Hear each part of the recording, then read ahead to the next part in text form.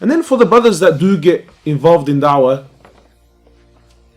it starts off very nice and full of energy.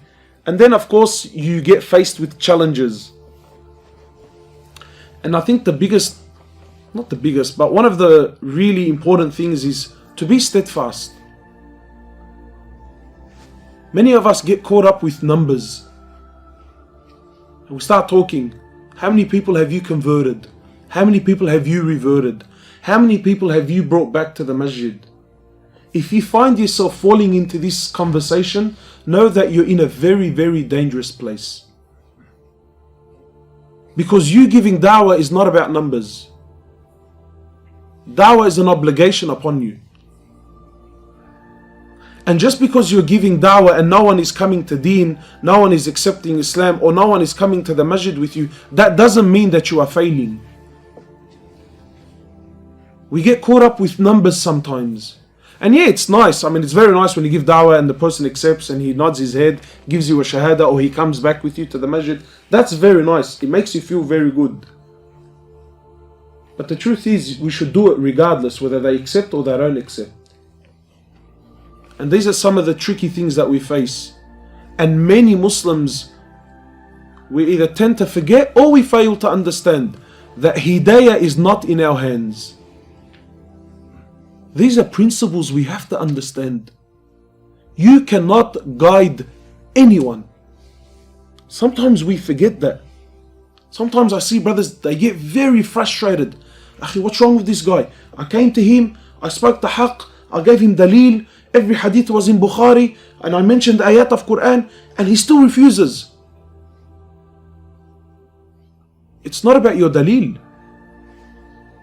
It's not about how talented you are in speech. Hidayah is from Allah. The Prophet of Allah couldn't guide his own uncle. Are you better than the Prophet sallallahu alaihi wasallam? Is your speech going to be better than his? But he couldn't guide his own uncle. Imagine how painful that was. And this really hurt the Prophet sallallahu alaihi wasallam. And imagine he comes to his uncle's dying. And this is, subhanAllah, man, when it comes to da'wah, there's so many things that we can learn from the seerah. Many of us tend to look at anyone that's a non-Muslim is bad and evil and is a kafir and is just going straight to Jahannam. Khalas, it's become sides. You're either with us or you're against us. What's this attitude? This attitude isn't the attitude of a da'i. And this wasn't the attitude of Rasulullah sallallahu alayhi wasallam. One of the greatest supporters of deen, one of the greatest backbones of the Prophet Muhammad sallallahu alayhi wasallam was a non-Muslim, his uncle. Biggest supporters. What Abu Talib did for deen, excuse me, malish, I would challenge most Muslims today if they're ready to do what he did for Islam, even though he himself was a non-Muslim. So what I'm saying is sometimes you will come across most people are good-natured. Not everyone is evil. Not everyone hates you. So let's get this mentality out of our... He's not a Muslim, he's a kafir going straight to Jahannam. That I can't benefit from him. No, you're a da'i. You're a da'i. And a da'i should always be open. And you never know where there's khair. So going back, hidayah is not in our hands. Hidayah is in the hands of Allah subhanahu wa ta'ala. Allah guides whom He wants. And Allah subhanahu wa ta'ala can misguide whomever He wants.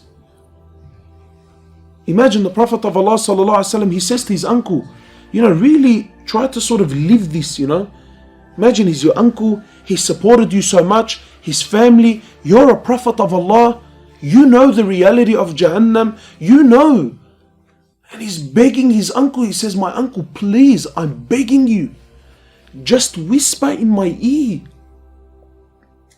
And you don't even have to make it public, just say something give me something, and I'll do the rest on the day of judgment, I'll do the rest. And his uncle refused. And Allah subhanahu wa ta'ala says, Hidayah is not in your hands. We guide whom we want. And this sometimes it's very, I mean, I know now it sounds very nice, but these are the things that we need to remind ourselves. We do da'wah because that's our job. But hidayah, whom Allah subhanahu wa ta'ala guides, has nothing to do with you and I.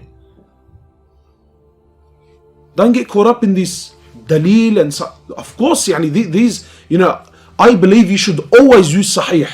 Always use that which is authentic. Always use that which is strong. Always use that which has a base. But don't think that this is going to win people's hearts. The only thing that does for me is that it gives them the correct picture of Islam. Do you know what I mean? That it displays the right, it gives them a solid foundation to base or to judge. But hidayah is not in our hands. Remind yourself that.